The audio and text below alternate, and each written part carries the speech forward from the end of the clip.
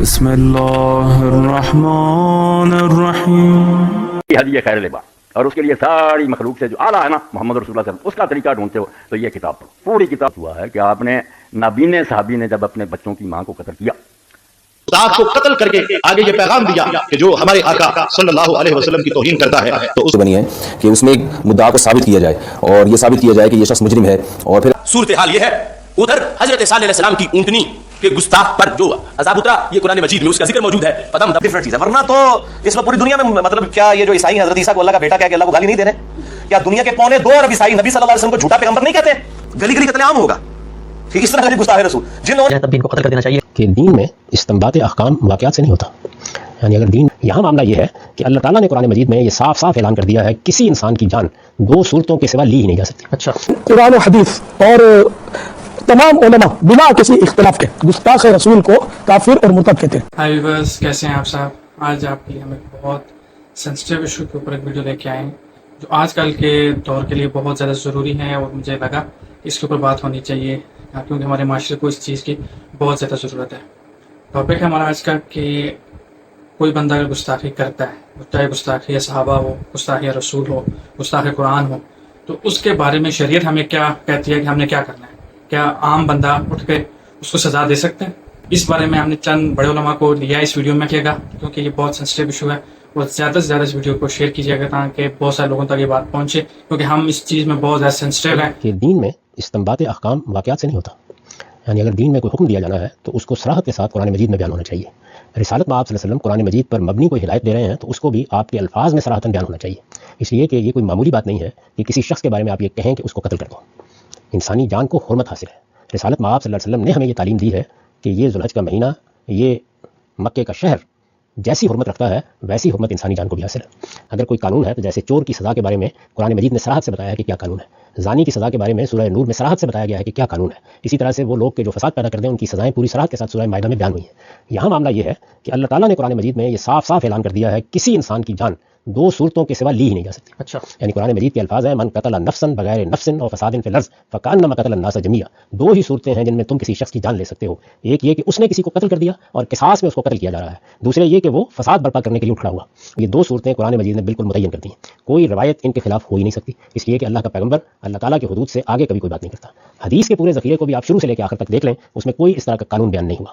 جب یہ دونوں باتیں واضح ہو گئیں تو اب واقعات میں آپ صلی اللہ علیہ وسلم نے اگر کسی موقع کے اوپر عملاً کوئی اقدام کیا ہے تو اس کی روایات دیکھی جائیں گی. سب روایات کو جمع کیا جائے گا، دین کے جو عمومی اصول ہیں ان کے اندر رکھ کر اس کا تجزیہ کیا جائے گا جیسے کہ ہمارے فقہا کرتے ہیں. یہ جب تک نہ ہو کسی واقعے کی بنیاد کے اوپر آپ کوئی قانون اخذ نہیں کر سکتے. اتنے لوگ ہیں، یہ بہت بڑے مجرمین ہیں، ان میں سے کسی ایک چیز کو اٹھا کے آپ سزا کا ایک قانون نہیں بیان کر سکتے. ان میں سے وہ لوگ ہیں جنہوں نے قتل کا اقدام کیا ہے، جنہوں نے جنگی جرائم کا ارتکاب کیا ہے، جنہوں نے نہایت نازک موقعوں پر مدینے کے لیے خطرات پیدا کیے ہیں. سب کے سب یا تو رسالت میں آپ صلی اللہ علیہ وسلم کا جو اتمام حجت کا قانون ہے اس کے تحت معاندین کی صف میں آتے تھے، اور یا یہ ہے کہ یہ فساد برپا کرنے والے لوگ تھے، اور یہی ہے کہ جن کے بارے میں قرآن کہتا ہے کہ ان کو موت کی سزا بھی دی جا سکتی ہے. تو یہ ہے صحیح طریقہ کسی قانون کو سمجھنے کا. اگر وہ مسلمانوں کی کسی ریاست میں رہتا ہے اور مسلمان ہے تو اس سے پوچھیں گے کہ تمہیں کیا ہوا ہے، تمہارا دماغی توازن بگڑ گیا، تم مسلمان ہو. مسلمان کہتے ہی اس کو ہے کہ جو محمد رسول اللہ صلی اللہ علیہ وسلم کو دین کا تنہا ماخذ مانے اور آپ کی حرمت، آپ کی عزت کو اپنی ہر چیز سے زیادہ عزیز رکھے. تو یہ تم نے کیا کیا؟ تو وہ شخص اگر فرض کر لیجیے کہ اس کے جواب میں یہ کہتا ہے کہ نہیں، میرا تو یہ مدعا ہی نہیں تھا، میں نے تو ایسی بات سوچی بھی نہیں، یہ بات تو اس محل میں ہو رہی تھی، میں مسلمان ہوں، میں رسالت میں آپ صلی اللہ علیہ وسلم کو اللہ کا آخری پیغمبر مانتا ہوں، تو مجھے یہ بتائیے پھر آپ کو کیا حق ہے کہ آپ اس کے گلے میں کوئی الزام نامہ لٹکائی دیں گے؟ اچھا، وہ سرکشی اختیار کر لیتا ہے اور یہ کہتا ہے کہ میں تو یہی کام کروں گا، تو اس میں کوئی شک نہیں کہ پھر وہ فسادی ہے. اس طرح کے فسادی لوگوں کے لیے قرآن مجید کی سورہ مائدہ میں اللہ تعالیٰ نے ایک پورا قانون بیان کر دیا ہے. اس کے تحت دیکھا جائے گا، نمٹا جائے گا. اس میں یہ بھی بیان کیا ہے کہ اگر مجرم کسی رعایت کا مستحق ہے تو اسے کم سزا بھی دی جا سکتی ہے، اور رعایت کا مستحق نہیں ہے تو سخت ترین سزائیں بھی دی جا سکتی ہیں. لیکن تلقین کرنا نہ ہو جائے، اس طرح کی بات کرے درا حالے کہ اس کی کوئی بنیاد نہ ہو. وہ کیا ہوگا؟ اس نے یا اللہ کی کتاب کی کسی بات کو غلط سمجھا ہوگا، کسی روایت کو غلط سمجھا ہوگا، مسلمانوں کی کسی عمل کی بنیاد پر رد عمل میں مبتلا ہوا ہوگا. اس کو درست کریں اور استدلال سے بات کریں. خلاصہ جاوید احمد حامدی صاحب، بہت زیادہ لوگوں کو ان سے اختلافات بھی ہیں اور بہت سارے لوگ ان کو سنتے بھی ہیں.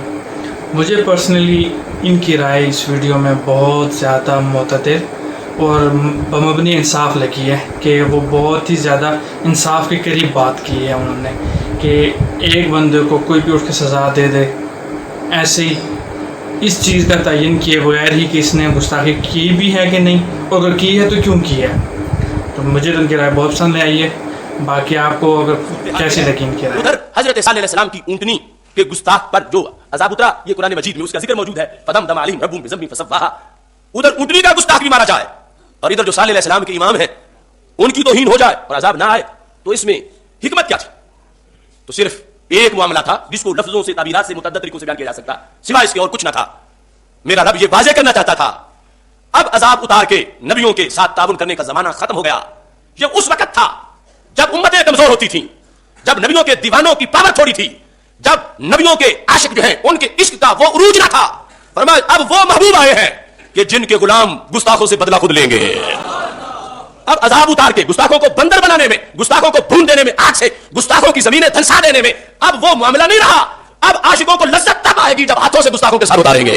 रब्बे जुल जलाल ने वो पहला निजाम बदला, नया निजाम जो आखिरी उम्मत और सिदार उम्मत का था उसकी तरफ इशारा कर दिया। अभी कुछ वक्त ही गुजरा था, ये सातों के सातों सहाबा कहते हैं हमने इनके सर काट के बदर के कुएं में डाले और हमने वाज़े किया कि जो नबी अलैहि सलाम की गुस्ताखी करेगा उम्मत आप उससे बदला ले लेगी। यानी जो पूरी उम्मत की सियादत जिस बेस पर है, आज कुछ भौंकने वाले उस बेस का इनकार करें तो। ये थे हमारे बहुत बड़े आलिम दीन हज़रत अल्लामा मौलाना अशरफ आसिफ जलाली साहब, जिनका आपने देखा, उनकी बात सुनी, बहुत जज्बाती बातें वो कर रहे थे और मैं काफ़ी मतलब परेशान था उनकी बात सुनकर कि इस तरह अगर हर एक ने ये सोचा कि इश्क रसूल का तकाजा ये है कि मैं ये काम कर डालूँ, पहले इस बात की तहकीक ही ना की किसी ने किया भी है कि नहीं, तो ये बहुत बड़े मसले मसाइल पैदा हो जाएंगे। बाहर किसी शख्स को इजाज़त नहीं है कि वो कानून खुद हाथ में ले और अस खुद किसी का कत्ल करे। अदालतें इसीलिए बनी है कि उसमें मुद्दा को साबित किया जाए और ये साबित किया जाए कि ये शख्स मुजरिम है। और फिर पूरी जिम्मेदारी के साथ ये बात आपके सामने कहता हूँ कि क़ज़ाअन ये काम के किसी को कत्ल किया जाए ये सिर्फ अदालत का काम है। सियासतन कतन किसी को इसकी इजाज़त नहीं दी जा सकती। वो कानून खुद हाथ में ले और खुद से किसी शख्स का कत्ल करे, चाहे वो गैर मुस्लिम हो, चाहे वो गुस्ताख हो, चाहे वो मुस्लिम हो। तो इसलिए अदालतें जो बनी हैं तो उन्हीं को फॉलो करने का हमें हुक्म है। अल्लाह ताला हमें अमल की तौफीक अता फरमाए। वमा अलैना इल्लल बलाग। ये थे हमारे आलिम दीन तारिक मसूद साहब, वो भी उसी चीज़ का इशारा कर रहे थे कि आप खुद से एक्शन ना लें, मेहरबानी करें खुद से एक्शन ना लें, उसको कानून के हवाले करें। खुद से करना शरीयत में आपको इजाज़त नहीं है कि आप से कुछ कर सकें। तलाक, नमाज, रोज़ा, ऐसी प्यारी किताब है, ये 4 जिल्दों में, अगर उर्दू तर्जुमे में आपको मिल जाए हासिल करें। नाम ही ऐसा प्यारा रखा, ज़ादुल माद फी हदी खैर लिबास। अगर तुम आखिरत का कोई सामान इकट्ठा करना चाहते हो, क़यामत के दिन काम आए, फी हदी खैर लिबास, और उसके लिए सारी मखलूक से जो आला है ना मोहम्मद रसूलुल्लाह सल्लल्लाहु अलैहि वसल्लम, उसका तरीका ढूंढते हो तो ये किताब पढ़ो। पूरी किताब में जो ना मसले सिर्फ हुजूर की सुन्नत के मुताबिक। तो यहाँ फिर लिखा उन्होंने फसलुन फी क़ज़ाए सल्लल्लाहु अलैहि वसल्लम फी मन सब्बहु मिन मुस्लिमिन और ज़िम्मियन और मुआहद। हुजूर को कोई गाली दे, मुसलमान दे, ये हमारी रही ज़िम्मी दे, या कोई ऐसा गैर मुसलमान जिनसे हमारा वादा, बेशक इंडिया या दूसरे मुल्क में रहता, साबत अन्हु सल्लल्लाहु अलैहि वसल्लम अन्नहु क़ज़ा बेहदार दम उम्मे वलद लामा। वही हदीस जो मैंने सुनाई कि हुजूर अलैहिस्सलातु वस्सलाम से साबित हुआ है कि आपने नाबीने सहाबी ने जब अपने बच्चों की माँ को कत्ल किया, कतला मौला अला साहब अपनी लौंडी को उसने कत्ल कर दिया, तो रसूल करीम अलैहि सलाम ने ऐलान फरमाया कि इसके खून की कोई कीमत नहीं। पता हुआ सारी दुनिया को छुट्टी दे दी कि माफी है, इल्ला नफर मिम्मन काना युज़ियु यहजू। फरमाया 4 आदमी काबे के खिलाफ के साथ ही लटके होंगे, ना छोड़, कत्ल कर दो। अल्लाह के रसूल की तौहीन करते हैं, दुख देते हैं। वो हमारे बात रिजाल व इमरातान, 2 औरतें थीं, 4 मर्द।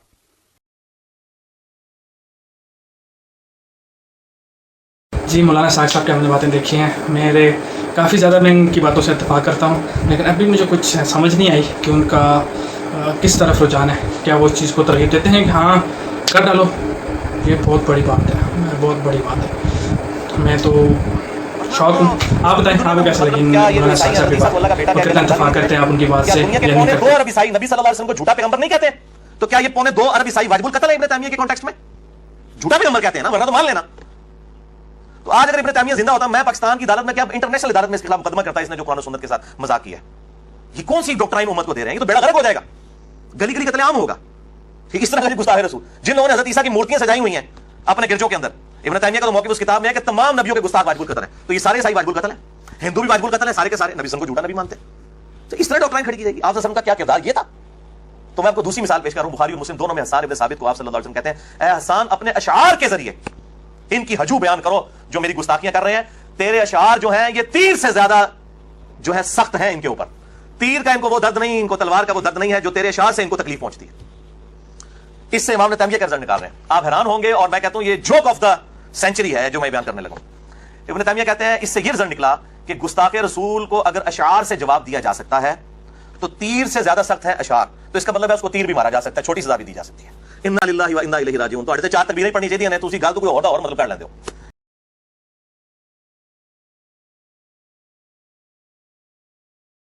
मोहम्मद अली मिर्ज़ा साहब, हज़ारों में लोग इनको चाहने वाले हैं और इतनी ही ज़्यादा तादाद में इनके मुखालिफिन भी हैं। अच्छा, बात वो भी तकरीबन ऐसी कर रहे थे कि खुद से ये डिसाइड न करें कि ये गुस्ताखी का मामला है या नहीं, उसको डिसाइड करने वालों बिना किसी इख्तिलाफ के गुस्ताख रसूल को काफिर और मुर्तद कहते हैं।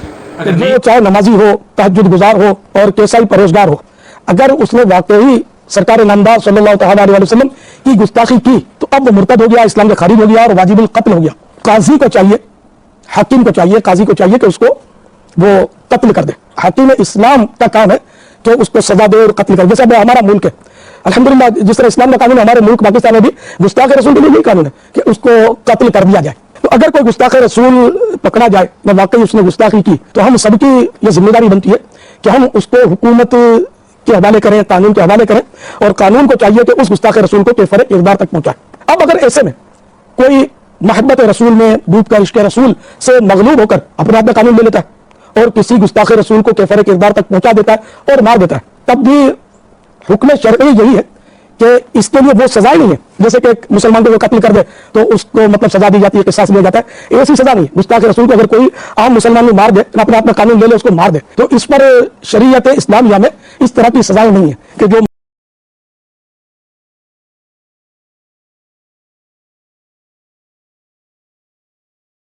जी व्यूअर्स, आपको कैसी लगी हज़रत अल्लामा मौलाना लियाज़ सत्तार कादरी रज़वी ज़ियाई, बहुत बड़े नाम है हमारे पाकिस्तान का, तो इनकी राय मुझे काफ़ी बेहतर लगी और काफ़ी मुतदिल लगी कि प्रोग्रेटिव ये होना चाहिए कि आप अगर किसी ऐसी कोई चीज़ आपके सामने आती है तो कानून को अपने हाथों में मत लें, उसको उस बंदे को आगे ये पैगाम उस शख्स को जो कानून के हमारे हवाले आका करें, सल्लल्लाहु वो उसके अलैहि साथ वसल्लम डील की तौहीन करें। करता है तो ये उसको सबसे कत्ल करना बेहतरीन और सबसे अच्छा ये खाली हाकिम की ही बाकी जिम्मेदारी आप फैसले नहीं। की हाकिम की जिम्मेदारी वहां है जहां निजाम मुस्तफा नाफिज हो और फिर जो है इस्लाम नाफिज हो, बादशाह पक्का सच्चा रसूल अल्लाह सल्लल्लाहु अलैहि वसल्लम का गुलाम हो और गुस्ताखों के बारे में कोई नरम रवैया न रखता हो, तो वहां है कि हाकिम की जिम्मेदारी। और जो आज पूरी दुनिया पे हालात है, और अगर कोई रसूल अल्लाह सल्लल्लाहु अलैहि वसल्लम की शान पे भौंकता है तो उसे कत्ल करना हाकिम की जिम्मेदारी नहीं है, हर मुसलमान की जिम्मेदारी है कि उसे जहां पाए उसे वहीं पे कत्ल कर दे।